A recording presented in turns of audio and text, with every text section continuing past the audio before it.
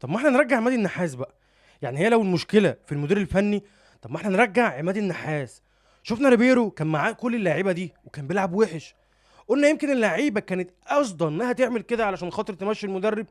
مشينا المدرب ورجعنا عماد النحاس. بدع مع النادي الاهلي. بدع مع النادي الاهلي. النادي الاهلي تحت القياده بتاعه عماد النحاس. شفنا اداء وشفنا اللعيبه بتطلع نار في الملعب علشان خاطر تأدي اداء كويس مع عماد النحاس. مشينا عماد النحاس، وكان اصلا من الاول غلط ان احنا نمشي عماد النحاس في الولايه الاولى. ليه؟ لو انت تتذكر يا صديقي، لما كان ماسك الاهلي وجاب لنا الدوري اللي احنا كنا المفروض اللي انسحبنا من الماتش بتاع الزمالك فيه، وجبناه بفرق نقط بسيطه من بيراميدز، واللعيبه كانت بتطلع نار من بقها وكلنا شاهدين على ده كله. وكانت اكبر غلط ان احنا مشينا عماد النحاس علشان خاطر نجيب ريبيرو يلعب في كاس العالم، وكانت غلطه وعدت من ضمن الاخطاء بتاعه الخطيب. يعني من ضمن الاخطاء بتاعت محمود الخطيب في اداره النادي الاهلي. دي غلطه وعديناها. جه ريبيرو معاه، او ريبيرو مع النادي الاهلي في الدوري، وادى اداء عقم. اداء ايه ده؟ ايه ده يا جدع الاداء اللي انت كنت بتأديه ده؟ مشيناه. جبنا مين بقى؟ المدير الفني الدنماركي ياسوروب، اللي الناس كلها قالت بس احنا جبنا العبقري، احنا جبنا جوارديولا وهيكسر الدنيا في الدوري المصري. انا شخصيا من اول ما المدير الفني ياسوروب مسك مع النادي الاهلي لحد النهارده انا مش مقتنع بيه. المدير الفني اللي يقتنع بكوكا وطاهر ويسيبهم ويلاعبهم اساسي في النادي الاهلي، او يلاعب كوكا اساسي، رحنا جبنا له بالعمري وبيلعب كوكا اساسي، ويقول لك اصل انا هلاعب كوكا اساسي علشان هو اللي بينفذ لي التعليمات بتاعتي وهو اللي بيأدي لي كويس فانا اللي هلاعبه، وبيلعب طاهر احتياطي ومش راضي يمشيه. فالمدير الفني اللي يعتمد على الاتنين دول انا بالنسبه لي بطيخه. بالنسبه لي المدير الفني اللي يشوف اداء الاتنين دول العقم اللي بيقدموه في الملعب ويلاعبهم، فبالنسبه لي المدير الفني ده لا يفقه شيء. فانا بالنسبه لي ياسروب ملهوش فيها والله. احنا هنشوف اسوأ نسخه للنادي الاهلي تحت قياده المدير الفني العبقري ياسروب. وقبل ما نبدا يا صديقي، ودي كانت المقدمه، قبل ما نبدا ونتكلم على احداث مباراه الاهلي وشباب القبائل في الجزائر، ما تنساش ان انت تعمل لايك وتنزل تعمل اشتراك للقناه. عايزين نوقع على زر الجرس ونوصل القناه لاكبر عدد ممكن من المشتركين. وعايزين نعمل لايك. اعمل لايك يا صديقي، لان اللايك مش هيفرق معاك. اللايك الثانيه اللي انت بتنزل، انت بتطلع ترفع الثانيه وتنزل تعمل لي لايك، اللايك ده بيفرق معايا. ان اللايك ده هيرفع من نسبه ان الناس تشوف الفيديو اللي انا بقدمه.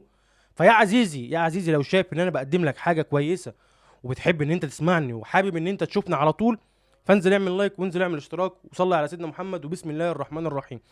الاهلي يتعادل للمره الثالثه مع شبيبه الكبار في دوري ابطال افريقيا، بعد التعادل مع الجيش الملكي، بعد التعادل مع يانج افريكانز، بعد التعادل مع شبيبه القبائل. النهارده الاهلي يتربع او يتصدر جدول دوري ابطال افريقيا، بلعب 5 ماتشات، كسب 2، تعادل 3، ب3 نقاط، وتأهل رسميا لدور الثمانية. طيب امال يا احمد الماتش اللي جاي هيلعب بناء على ايه؟ الماتش اللي جاي الاهلي هيلعب مع الجيش الملكي بناء على مين اللي هيبقى مركز اول ومين اللي هيبقى مركز تاني. كلنا عارفين ان الاهلي كان عنده مشكلة مع الجيش الملكي في الذهاب، والنهارده العودة جاية خلاص في مصر. فالماتش ده بالنسبة لجمهور الاهلي هو اكون او لا اكون. طبعا انت لو خسرت في شك ان انت ما تطلعش من البطولة، خلاص انت رسميا تأهلت. لكن لو خسرت هتصعد تاني وهتخش بقى في دوامه مين اللي هيبقى معانا في ذهاب وعوده، ولو وصلت النهائي هتلعب العوده قصه حمضانه. فان انت لازم تصعد اول، دي رقم واحد عند الجمهور. ان انت لازم تكسب الجيش الملكي، ده رقم اتنين ويعتبر اهم من ان انت تصعد اول، بسبب الاحداث اللي اتعملت معانا في المغرب من جمهور الجيش الملكي، وبسبب اللي حصل من لعيبه الجيش الملكي مع لعيبه الاهلي في المغرب. فالماتش ده اكون او لا اكون، الماتش ده هيحدد مين الاول ومين التاني. مع ان الاهلي لو قدر ان هو يكسب الجيش الملكي ويانك افريكانز قدر ان هو يكسب شبيبة القبايل، في فرصة ان الجيش الملكي ما يصعدش هتكون اكبر، وانا بتمناها من قلبي ان الجيش الملكي ما يصعدش. انا مش عايز حد من المغرب يصعد، يعني اي حد من المغرب انا مش عايزه يصعد. فالاهلي النهارده تعادل مع شبيبة القبايل باداء، يعني انا مش عاوز اقول على الاداء ده غير ان هو عقم في الملعب. لعيبه ما بتعرفش ترفع، لعيبه مش عارفه تباصي، لعيبه مش عارفه تضغط، لعيبه مش عارفه تدافع. الله الوكيل، الله الوكيل. مفيش غير وحط تحتها مليون خط ان مصطفى شوبير هو السبب الرئيسي ان انت اتعادلت النهارده. مصطفى شوبير السبب الرئيسي اللي انت من غيره كان زمانك خلصان 2-0 3-0 وكنت هتخسر الماتش ده بفضيحه. شفناه في اكتر من كوره. عالمي عالمي. طب ما الحراس بتطلع بتفرد ايدها اهو يا جدعان. يعني الحراس طلع عندها ايد وتقدر تنط على الكوره وبتجيبها حتى لو صعبه. امال ليه الكابتن محمد الشناوي ضحك علينا بيقول لنا ان الحراس ما بتمدش ايديها وان الحراس ما عندهاش ايد؟ بجد بجد حوار ان انت بتدور بين حراس المرمى ده حوار حمضان. انت مش بتلعب في دوره رمضانيه. النادي الاهلي مش نادي مركز شباب والسلام. انت بتلعب في الدوري وبتلعب في افريقيا، فلازم تثبت حارس. الماتش الجاي طبعا مع الاسماعيلي انا متوقع وكلنا متوقعين ان شوبير مش هيقف. ودي حاجه يعني انا مش فاهم. يعني هل شوبير يعني حد زعلان معاه في الدوري؟ هل محمد الشناوي ماسك على الاداره صور ان انتوا لعبوني اجباري في الدوري؟ ما هو مش طبيعي. مش طبيعي لما يكون شوبير مقدم احسن نسخه ليه مع النادي الاهلي وافضل حارس في مصر حاليا بيقعد دكه لواحد ما بيفردش ايده. فموضوع حراسه المرمى ده فيه علامات استفهام كتير. نيجي بقى للدفاع. للدفاع بتاع النادي الاهلي اللي مصروف عليه مليارات الفتره الاخيره وما زال اسوأ دفاع على فتره كبيره قوي ما شفناهوش في الاهلي ولا عشناه في الاهلي. دفاع النادي الاهلي لو حد رمى عليه السلام كرة بتعدي منه. لو حد رمى عليه السلام كرة بتيجي جون عادي. ففضيحه دفاع النادي الاهلي، فضيحه. دفاع النادي الاهلي فضيحه يا جدعان. ايه ده؟ ايه ده بجد؟ لما مش عارفين ندافع، مش عارفين نهاجم، مش عارفين نعمل ثرو، مش عارفين اللعيبه ما بتلعبش في مراكزها. فالمدير الفني اللي واقف على الخط ايه لازمته لما انت شايف اللعيبه بتاعتك لا عارفه تباصي ولا عارفه تدافع ولا عارفه تعمل اوفر عدل عليه القيمه؟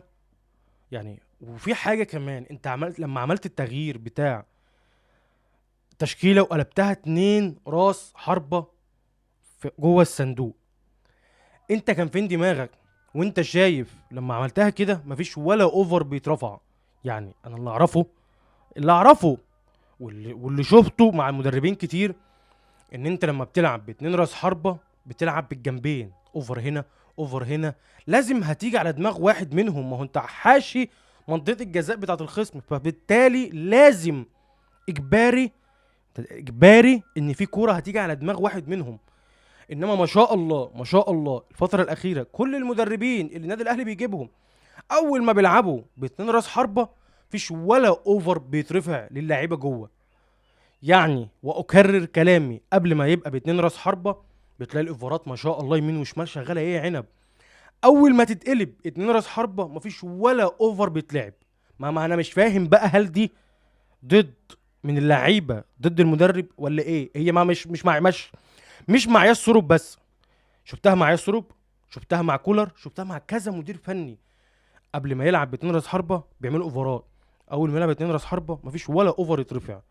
فهي الاداء بتاع النادي الاهلي النهارده مفيش، يعني انا مفيش اداء اقيمه، مفيش لعيبه اقيمها، مفيش مدير فني اقيمه، مفيش تغييرات عليها القيمه.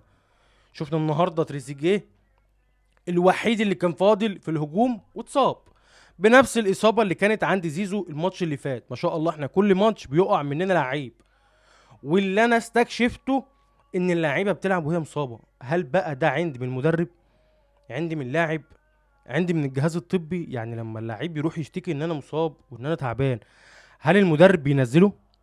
يعني هل المدرب بينزله يلعب غصب عنه؟ معرفش.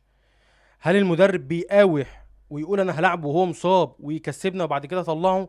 معرفش. ما هي عليها علامات استفهام كبيره، علامات استفهام كتير جدا لما يكون لاعب مصاب ويلعب، لاعب عنده اجهاد. يعني واحد زي زيزو وتريزيجيه من قبل افريقيا لعبوا افريقيا، رجعوا من افريقيا لعبوا اساسي في النادي الاهلي. فايه يا جدع؟ ده لو مكنه عربيه كان زمانها عطلت، ما بالك دول بشر.